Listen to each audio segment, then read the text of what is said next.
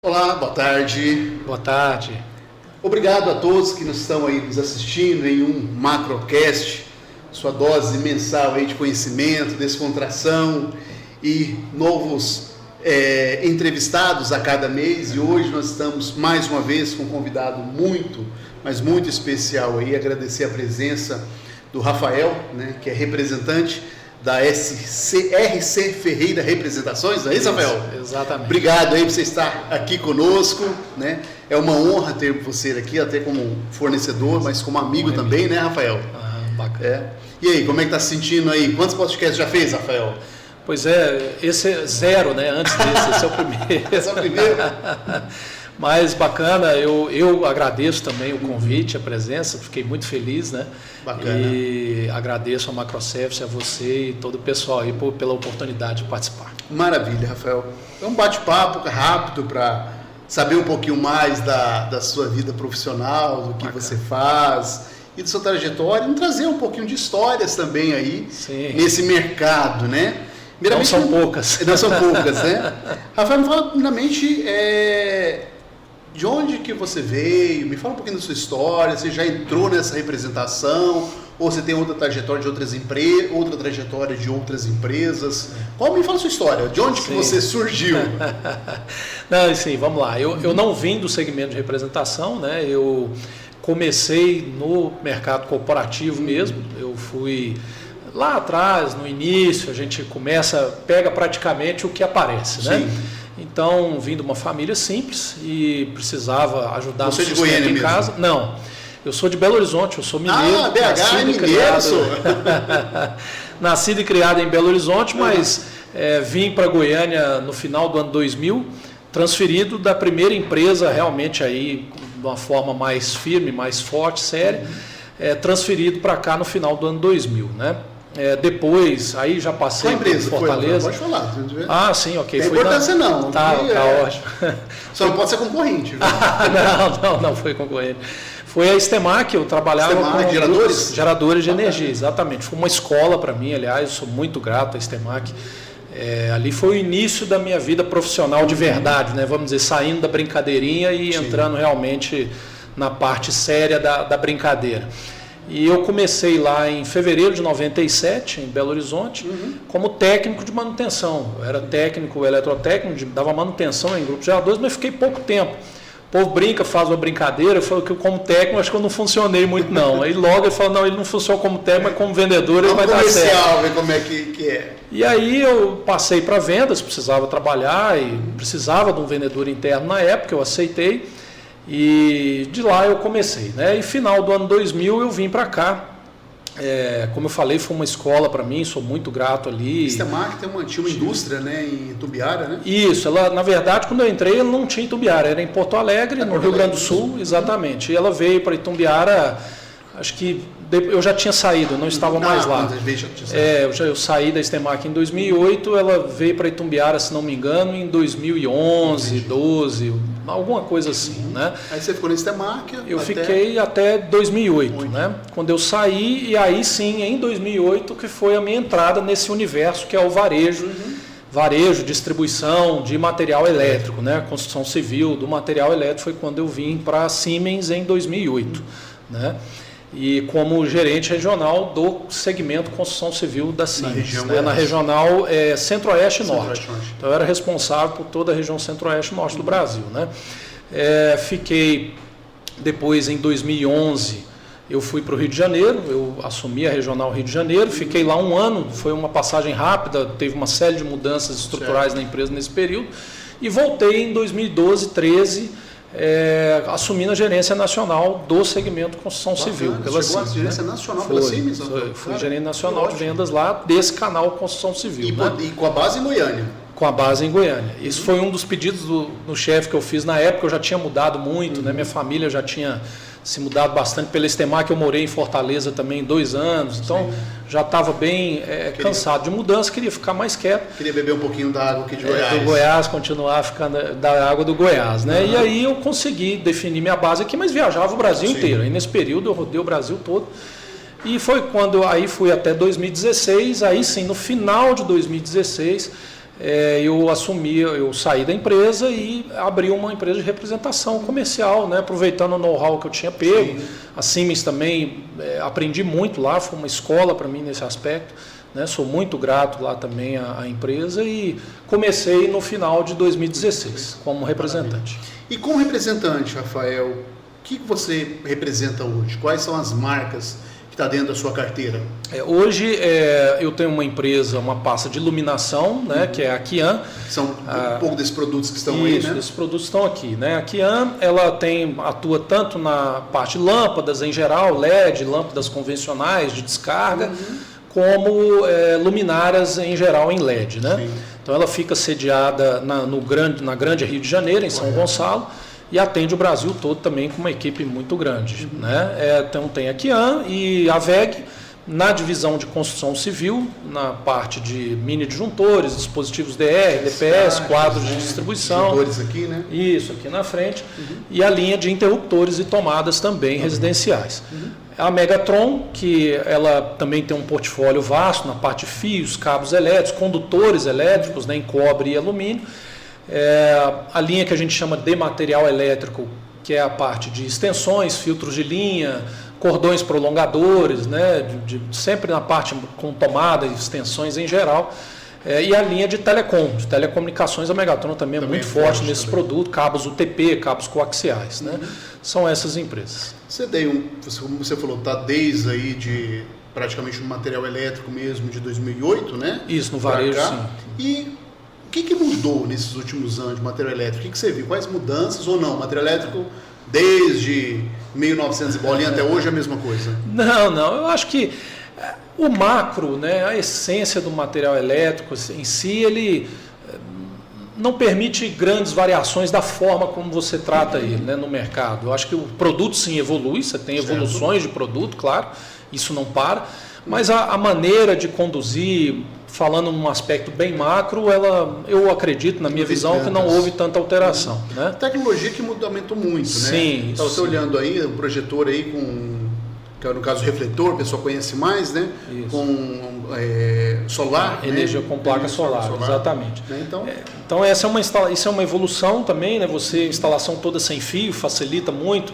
Também para áreas rurais, onde você tem uma distância do ponto de luz muito grande em relação ao último ponto de entrega de energia. Então, o refletor solar ajuda bastante. E hoje que você vê referente, o maior erro que acontece hoje no mercado, nessa parte hoje, falando em material elétrico? Assim, você diz em termos de produto? Temos de problemas mesmo, de erro, seja ele pelas lojas, sejam eles pelos profissionais. Sim. Quais são hoje os maiores problemas e erros que você vê hoje? Olha, eu penso assim, eu tenho uma máxima comigo que o mercado ele é carente de atendimento, né? Ele não é carente de preço. Então, eu acredito muito nisso. Então eu acho que toda vez que a indústria, a distribuição, ela deixa de olhar para fora, para o seu cliente, né, ela comete aí um erro básico, né, e olha só para dentro, ela comete um erro grande, porque o mercado ele é soberano, né, ele é que manda no que ele quer, e a indústria e a distribuição, a razão de existir é porque o mercado diz o que ele quer da indústria. Né? E a indústria tem que pegar e atender o anseio desse mercado. Quem consegue atender isso de forma mais ágil, prática, né? Mais simples, e precisa ser simples, né? Não precisa ser complexo. Quem consegue se destacar nisso, eu acho que tem uma vida longa e consegue seguir adiante e se sobressair em relação aos demais que não têm essa mesma visão. E hoje, referente, tem muito, dentro desse segmento, tem algumas ramificações, né? Varejo, distribuidor. Qual é a diferença dessas atuações atacadistas, né? Quais são as diferenças hoje dessas modalidades? Eu penso assim, se falar especificamente em uma rede varejista, comparando com um distribuidor, né? O distribuidor, muitas vezes, ele é um varejista também, como a própria microservice, né? O varejo ele é muito voltado para aquela questão de ação com o consumidor final, né, com a dona de casa ou o homem ali da casa que vai fazer alguma coisa para a sua própria residência ou para o seu próprio estabelecimento, B2C, né? Mais B2C, aquele negócio mais ali direto com o consumidor final. O distribuidor ele tem um leque mais amplo, né? Sim. Então ele pode atender o mercado local, um outro revendedor local, tanto de mesmo porte ou até maior, mas focado no menor dele, fazendo uma distribuição de marca, né? Aí com isso muda um pouco, eu acho, o papel dele, né, em termos de ter parcerias mais sólidas, mais fortes, mais solidificadas com indústrias de referência, né? Hoje você atende quantos clientes sua base de carteira, aproximadamente? Eu sou um representante ali que varia de acordo com a empresa, né, com a pasta. Tem pastas que têm uma característica de maior pulverização um pouco, tem pastas que não. A logística é uma característica técnica é menor. Em torno aí de 35 a 40 clientes. Estão ali visitando. São sempre constantes, exatamente. Tá sempre. Desses clientes, até fazendo uma comparação, o que mais chama você a atenção aqui na Macroservice, em comparação a outros clientes que você atende? Eu acho que na macro, assim, a gente vê, isso já é histórico, não é de hoje, a organização que a empresa tem, né, por trás, nos bastidores. Eu acho que isso ajuda muito a você entregar o papel bem feito lá na frente, né, na hora que precisa filmar a cena, né, vamos brincar, já que a gente falou de bastidor aqui. Então eu sempre vejo a Macroservice como uma empresa nesse sentido, muito organizada, né, uma empresa com uma relação bem firme com seus fornecedores, uma relação bastante ética. Acho que isso tudo resulta em negócios na ponta. Certo. E o que faz hoje uma indústria criar uma parceria junto à Macroservice? Acho que além disso, né, essa questão da organização, de ser uma empresa muito sólida nessa parte estrutural dela, como é que eu posso dizer isso? Essa filosofia do distribuidor, né? Que você tem o seu varejo aqui, você tem o autosserviço e trabalha isso muito bem, mas você trabalha essa distribuição para atender o cliente corporativo, né? Atender indústrias, atender instaladores, né? Esse tipo de canal ele tem uma pegada diferente, né? Ele é um cliente mais específico, ele demanda mais atenção em termos de comprar a solução e não o produto.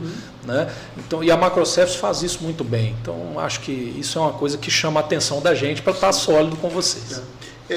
O mercado hoje, ele está mais profissional ou ele ainda tem muito improviso, Rafael, hoje? Quando você está em grandes centros, né, acaba que assim, o fluxo, a velocidade das informações, a velocidade com que a coisa anda, ela acaba forçando as empresas naquele centro a cada vez mais se profissionalizar, né? Ela ter negócios mais organizados, mais informatizados, né? Inteligência artificial está aí, vocês estão atuando também bastante forte nisso, né? Em termos de processo, né? De sistemas. Então, eu acho que nesse ponto aí a coisa está bem equalizada. Quando você vai para o interior, né? Para o interior do estado, cidades menores, né? Você já tem, às vezes, um pouco mais de carência na prestação de serviço que suporta esse distribuidor local, revendedor local, nesse tipo de avanço, né? Então, a gente ainda encontra no interior alguma carência de estrutura de loja, né? De revenda. Às vezes eu vou para lojas, a gente faz pedido ainda na mão no caderninho e o revendedor ele tem um estoque dele todo no olho. Né? Então isso ainda existe muito, não são poucos, né? Então acho que essa distância vai muito da questão do centro, da onde está localizado fisicamente, sabe? Hoje quem trabalha só com preço consegue sobreviver a longo prazo? Essa é uma pergunta interessante, né? Porque quem fala assim, não, mas tem muita gente que trabalha só no preço e está aí vivo até hoje. Eu pergunto isso, né? Porque a gente vê muitas empresas nascerem e muitas morrerem, né? E às vezes empresas que eram consideradas, né, grandes, estruturadas e tomam um caminho às vezes sem volta, né? Como você acha, qual é melhor, digamos assim, o meio termo para poder uma empresa continuar crescendo de forma sustentável? Sim, eu vejo assim, no Brasil se diz que há mercado para tudo, né? E eu penso da seguinte forma, O cliente, vamos falar do consumidor, certo, ele quer comprar um bom produto para a solução dele, seja para obra, seja para sua casa, seja para onde for. Ele quer um bom produto. Ninguém quer comprar uma coisa ruim. Sim. Né? Mesmo que ele queira comprar barato, ele não quer comprar ruim. Ninguém vai partindo desse pressuposto. Sim. Né? Então, partindo dessa premissa, eu acho que o papel do distribuidor, né, da revenda bem estruturada nesse ponto, é orientar esse cliente. Eu acho que sempre tem espaço para você orientar o cliente naquilo que é a solução para o problema dele. E aí, pegando esse gancho, quando você diz em termos de o que é o menor, o preço ainda vende muito, não, eu acredito muito na parceria sólida com grandes fornecedores, com grandes indústrias, que vão ter produtos econômicos, eu gosto dessa palavra, eu não gosto dela mais barato, vão ter produtos econômicos que vão atender a solução para aquilo que ele precisa, uma solução simples, que não tem muita complexidade, e que vão ter produtos mais complexos, que demandam soluções mais complexas, por conta disso vão custar um pouco mais também pela solução que ele oferece. Né? Então eu acho que vou muito nessa linha. Falando um pouquinho mais do seu carreira profissional, acredito que nem tudo são flores, né? Sim, o pessoal muitas das vezes vê o ponto que uma pessoa igual você chega até hoje, gerência nacional da Siemens, hoje representando várias marcas, mas pensa que você nunca passou por nenhum problema, né? Você consegue contar aqui algum problema que você teve, ou uma situação muito desafiadora que realmente você se colocou a pensar, poxa, como que eu vou conseguir ultrapassar essa barreira? Sim. Eu acho que a gente vive isso quase todo dia.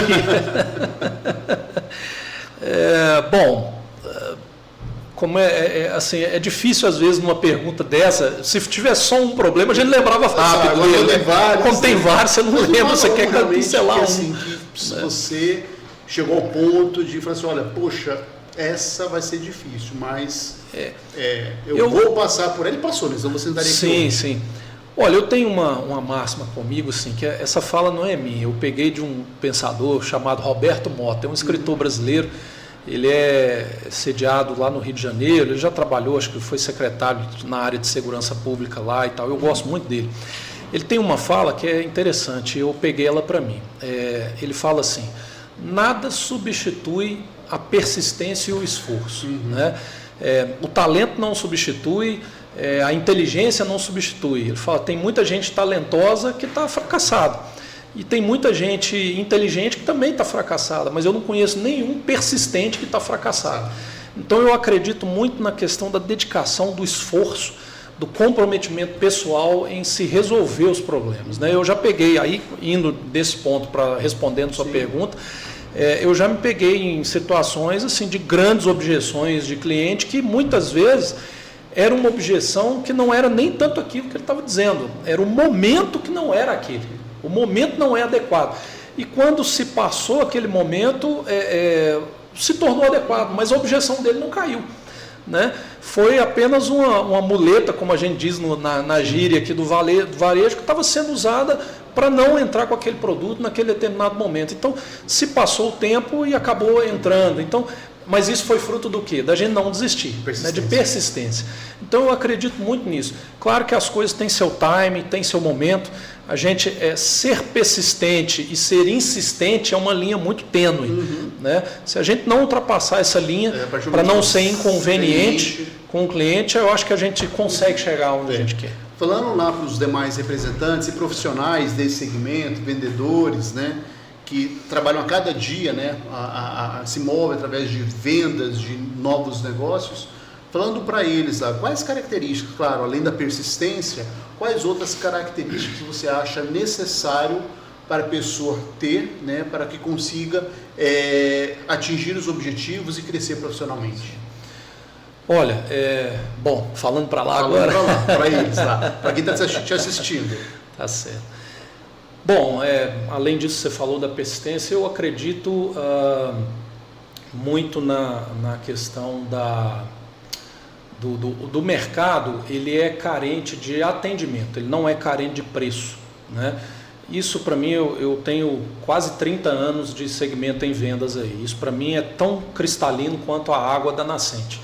Ele é carente de atendimento. Então, quando a gente procura atender bem, e o vendedor, ele é um servidor por natureza.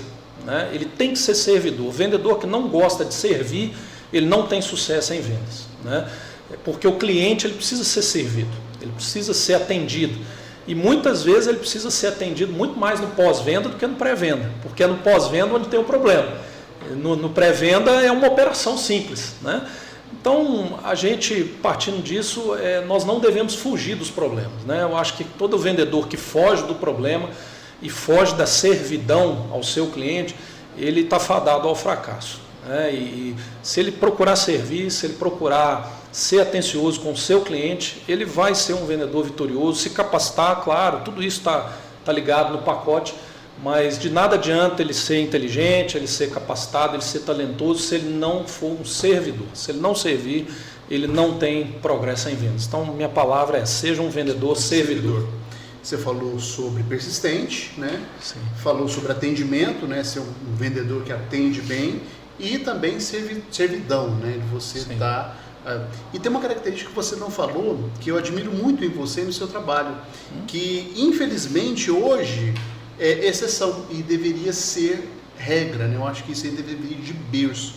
E infelizmente muitos profissionais, não sei se carregam, ou por que não carregam isso, ou às vezes a índole dele não permite, não sei dizer. Que é o que, Rafael? Que é a seriedade, a honestidade, a hombridade, né? Aquela coisa de a pessoa ter palavra. Sim. Então isso a gente já teve situações, Rafael está aqui conosco, né? Nem todos são mares de rosa, né? Nós tivemos altos e baixos aqui também, mas uma coisa que eu posso falar do Rafael é sempre isso, palavra.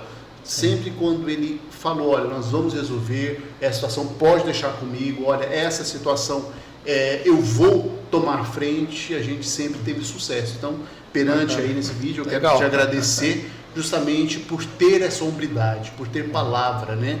Que hoje, infelizmente, é tão difícil, né? Aquele vendedor sabarilove, vou ver, dá um jeito, e acaba sendo ensaboado, né? O Rafael não. Nesse momento, eu vejo isso como as mais características em você, Rafael. Então, até te parabenizar por isso. Bacana, agradeço as palavras, isso coloca em nós mais responsabilidade ainda, né? Mas isso está ligado no que você falou, realmente, na questão do servir, né? E aquilo que ninguém é obrigado a assumir nenhum compromisso, mas se assumiu, cumpre. Obrigado a cumprir. Então, a gente tem que pensar nisso e ser assim, porque sendo assim, os negócios fluem naturalmente, né? Então, agradeço as palavras, espero continuar satisfazendo essa expectativa aí. Nessas andanças suas do Brasil inteiro, desde a Estemac, Siemens e agora o representante, tem alguma história engraçada que você vivenciou ou que você presenciou aí, que pode estar compartilhando aí com as pessoas aí, não precisa citar nomes, mas algo aí que o pessoal acha engraçado. Poxa, isso aqui foi legal, foi interessante. Rapaz, deixa eu ver aqui, eu tenho 10 segundos para pensar. Claro, sem problemas. Né? Não precisou de 10 segundos. Não, rápido. Ó. Não, eu vou falar primeiro, senão eu vou acabar esquecendo, Santiago. Mas assim, veio uma coisa na mente aqui que me marcou muito, né? No início de carreira, na Estemac. Isso para mim foi sensacional. Quando eu comecei em vendas, lá em 97, e a Estemac ela tinha uma tradição dos vendedores, inclusive os vendedores internos, eles tinham que ir de traje social, era camisa social, manga longa, gravata, calça social, sapato social, mesmo os internos, não só os externos que visitavam. E eu tinha que ir assim, né? E como eu falei, acho que eu falei no início, eu vim de família simples, não tinha muitos recursos e eu não tinha roupa social. Eu peguei em casa sem a minha mãe saber, porque se ela soubesse, ela não deixaria eu fazer algo como esse. Eu tinha uma camisa, eu não sei de quem era, eu não sei se era do meu pai ou alguma coisa, não me lembro. Tinha uma camisa que era uma camisa social, só que manga curta, acho que era de seda, não me lembro bem se era, não era algodão, ou seja, era uma camisa de seda estampada, cheia com estampa. E uma calça, não lembro agora, não sei se era jeans ou não, mas enfim. E eu tinha um sapato, essa camisa estampada e pus uma gravata estampada. Rapaz, eu cheguei no primeiro dia de vendedor interno, depois que eu saí de técnico, com esse traje lá na empresa, né? Eu tinha, em fevereiro de 97, eu estava com 19 anos, vou revelar a idade aqui agora. E eu cheguei lá com esse traje assim, né? E aí, quando me viram, o meu chefe viu lá, e, aliás, mandar um abraço para ele, André Rossi. Eu tive 2 mentores na Estemac, não sei se eu podia falar aqui. Pode, claro. André Rossi e Giovanni Tolentino. Eu tive 2 mentores nessa empresa que, para mim, foram professores para mim. Foram pessoas que eu sou eternamente grato, sempre. Aí eu cheguei, e o gerente era o André Rossi. E ele olhou assim para mim e ele falou, cara, esse cara aqui, desse jeito, não vai rolar. Não vai dar certo esse cara aqui. E na época, ele ligou para o diretor da empresa e falou, eu achei um negócio surreal. Isso naquela época, a empresa era uma empresa familiar, né? E ele ligou para o diretor da empresa e falou assim, olha, eu preciso de uma verba para eu poder comprar uns panos aqui para esse cara. Eu não posso deixar ele vir desse jeito. Tirou uma foto minha e mandou para lá, do jeito que eu estava. Na época não tinha celular com câmera. Tirou uma foto, escaneou a foto, imprimiu, sei lá, e mandou para lá. Sei lá como que ele mandou isso na época. E mandou isso para lá. Aí o diretor ligou de volta e falou, de jeito nenhum, toma 400, eu lembro até do valor, toma R$400, vai no shopping e compra roupa para esse cara. Isso em fevereiro de 97, R$400 era dinheiro. É dinheiro, muito dinheiro. Eu sei que eu saí com 4 jogos de camisa, calça social e gravata de uma grife de primeira linha. Não vou falar não para não fazer propaganda. Sim. Mas eu saí com todo esse traje, com 4 conjuntos, né?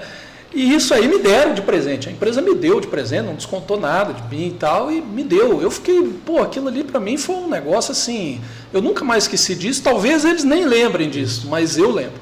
Então essas coisas marcam a gente, né? Essa é uma história interessante que eu gosto de lembrar, e para mim foi um negócio assim, eu fiquei super feliz. Minha mãe, então, nossa, faltou beijar todo mundo lá de pé, de cima a baixo, né? E passei os vinhos com traje que a empresa me deu, e aí eu fui, né, obviamente, trilhando meu caminho para ter as minhas coisas. Mas essa é uma história que eu lembro, me veio na cabeça agora, e foi uma coisa que me marcou. Era lisa ou estampada? Não, era lisa. Agora veio do jeito certo. Hoje, referente no mercado, hoje, né, a gente vê muitos profissionais aí optando por produtos de baixa qualidade, produtos muitas das vezes não normatizados, né? Então, por exemplo, ao invés da pessoa for comprar um VEG, vai comprar uma outra marca não duvidosa, né? Quais são os riscos desse profissional ou do consumidor final, quem for, instalar esse tipo de equipamento, Rafael? Olha, assim, a gente, infelizmente no Brasil, né, produtos não certificados, não normatizados, eles infelizmente circulam livremente. Essa é uma realidade, né, que a gente não consegue fugir dela. Riscos são diversos, né? Ainda mais na área elétrica. Você compra um cabo não normatizado, você pode sobreaquecer o cabo com desbitolado, como a gente chama culturalmente, né? Pode aquecer, pode pôr fogo numa casa, numa indústria, numa instalação inteira. Equipamentos de proteção também não normatizados podem fechar curto-circuito, incendiar uma instalação, então iluminação da mesma forma. Então, principalmente na área elétrica, você não pode brincar com isso, né? Tem que comprar material certificado. Óbvio que o consumidor em si ele não tem a obrigação de saber disso. Quem tem a obrigação é quem fabrica e quem vende, né? Então, para a gente sair fora disso é fundamental o treinamento, né, constante com os vendedores na revenda. E a gente, eu brinco, gosto muito do tempo, tem que gastar saliva. Não tem outro caminho. O vendedor da loja tem que gastar saliva com o consumidor, tem que conversar, mostrar qual é o produto, o que é um e é outro, e oferecer a solução adequada para ele. Isso é um negócio importante. Não precisa ser o produto mais caro, mas tem que ser um produto de boa qualidade, pode ser simples, mas normatizado dentro das normas, e que vá atender ao que ele precisa. Ponto. Né? Então, acho que isso e não engraçado, a gente acha que é caro trabalhar dentro da norma. Não é caro. Pelo contrário, é barato. Porque trabalhar na norma, ele vai pagar um pouquinho mais no início, quando ele está comprando, mas deixa de pagar de novo quando ele tem um problema para trocar. Mão de obra, por exemplo. Né? Seja com mão de obra, ter que botar a mão de obra de novo para consertar um problema de um produto de má qualidade, um outro produto para comprar o produto certo. Tem um ditado no mercado que fala que quem compra errado, compra 2 vezes. Né?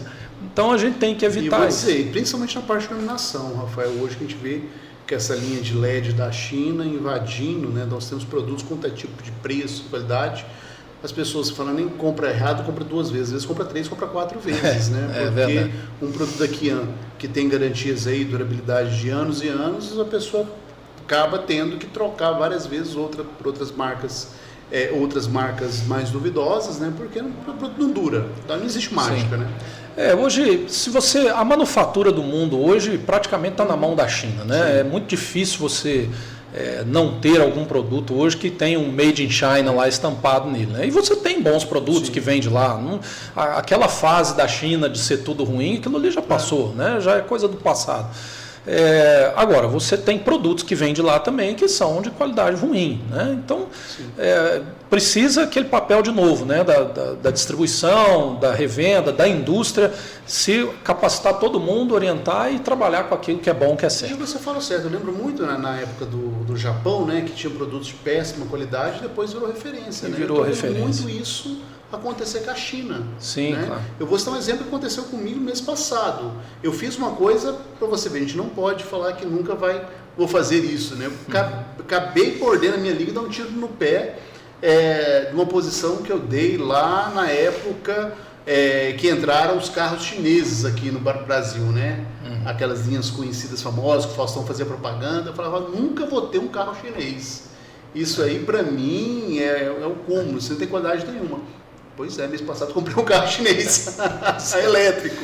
E é um excelente produto, né? Então sabendo comprar, a gente tem produtos de todos os preços, todas as qualidades. Sim, claro. Linhas, né? Então, acho que esse papel de quem vende é importante. O consumidor, ele quer ser orientado, ele gosta de ser orientado, bem orientado, ele não gosta de ser passado para trás. Né? Muita gente fala assim, não, mas o cliente não quer ouvir, não tem tempo, não tem paciência. Não, negativo. O cliente quer ouvir, ele tem a paciência, ele vem na loja, ele quer resolver o problema dele, ele tem um problema para ser resolvido, né? De uma instalação, de uma obra, de uma casa. Ok. Então ele quer ouvir, ele está ali para resolver um problema, ele quer ouvir. Só o fato dele entrar na loja, que não é shopping center, aqui não é shopping center. Então ele não vem aqui passear. Então ele quer ouvir. E para isso, a gente tendo um vendedor capacitado, explicando, sabendo colocar as palavras de uma forma objetiva, respeitando o tempo dele, ele vai ouvir e você vai direcionar para ele comprar certo. Rafael, falando de futuro, que tendência você vê o material elétrico nos próximos anos? O material elétrico, né, como a gente falou, ele está em constante evolução sempre, né? Cada produto, hoje, a linha... com o avanço na internet das coisas, né? Então você tem eletrodoméstico que conversa com sua internet, você do seu celular você manda um sinal para a máquina de lavar começar a lavar uma roupa, para a geladeira desligar lá à distância, para você ligar uma luz, apagar uma luz à distância. A WEG tem produtos como esse, com inteligência, relés inteligentes, para você automatizar interruptores já existentes ou os interruptores próprios com a inteligência embutida. Então, ele está em constante evolução e vai continuar assim, né? Ele não vai parar, o produto vai se modernizar e aquilo que eu falo, o mercado é soberano, ele vai demandando essa exigência, a indústria vai ouvindo essas exigências e quem está mais antenado, quem age mais rápido, tem mais velocidade na simplicidade, vai sair na frente e vai atender esse mercado. Mas ele está em constante evolução. Acho que alguns produtos mais lentamente, por uma série de motivos, podem ter, mas outros avançam mais rapidamente. Mas o avanço ele nunca vai parar. Nunca vai parar. Rafael, já entrando aí na parte final do nosso bate-papo, vamos fazer um ping-pong aqui. Eita, esse ping-pong é complicado, hein? Vamos lá, tranquilo, vamos lá. Preço ou qualidade? Qualidade, né? Qualidade. E o preço é importante também, claro, não vamos fugir dele, mas se é ping-pong, o pessoal tem que escolher um, né? É um. Qualidade, eu sou um cara que gosta de qualidade. Maravilha, prefere às vezes Sim, eu pagar um preço, mas é um produto de qualidade. Mas para ter um produto bom, eu sou desse perfil. Isso é difícil. Volume ou relacionamento? Essa eu ia escolher os dois, essa aqui. Só um, que é mais importante. Eu acho que o relacionamento, porque o volume é consequência do relacionamento. Eu concordo com você. Então, relacionamento. Distribuidor ou parceiro? Não dá para escolher os dois também, não. Por isso é difícil, é um ou outro. Rapaz, de novo, né? Eu vou escolher parceiro, porque eu acho que a distribuição vem na consequência da parceria, mas enfim, parceiro. Até nesse ponto mesmo, até soltando um spoiler para quem nos está assistindo aí, nós tínhamos algumas linhas da WEG, não tínhamos mais, e hoje nós fechamos a inclusão de mais uma linha, né, da VEG aqui, a linha Smart, né, que está vindo aí para completar a linha de inteligente da Macroservice, né, estamos nos processos finais de negociação com o Rafael, e em breve vocês vão encontrar aqui toda a linha inteligente da Smart Home VEG. Perfeito, vai estar toda a linha completa aqui, podem vir aqui na Macroservice. Vai ter. Improviso ou planejamento? Isso é fácil. Planejamento. Planejamento, claro, né? Claro. Marca forte ou produto barato? Marca forte, sempre. Sempre. Macroservice ou concorrência? Rapaz, se eu falar outra coisa aqui dentro, gente, corta a live aqui. Não vai nem subir esse podcast. Aqui no podcast sempre é Macroservice. Né? Rafael, que conselho você dá hoje para quem vai estar entrando aí nesse segmento, né? Para novos representantes ou novos profissionais aí nesse material elétrico? O que você poderia, olhando lá, pessoal, quais os conselhos você daria para esse profissional? Capacitação sempre constante, né? Atualização no que o mercado está demandando, das coisas como elas estão se desenhando. Isso, a gente antevendo isso, você antecipa movimentos e chega na frente.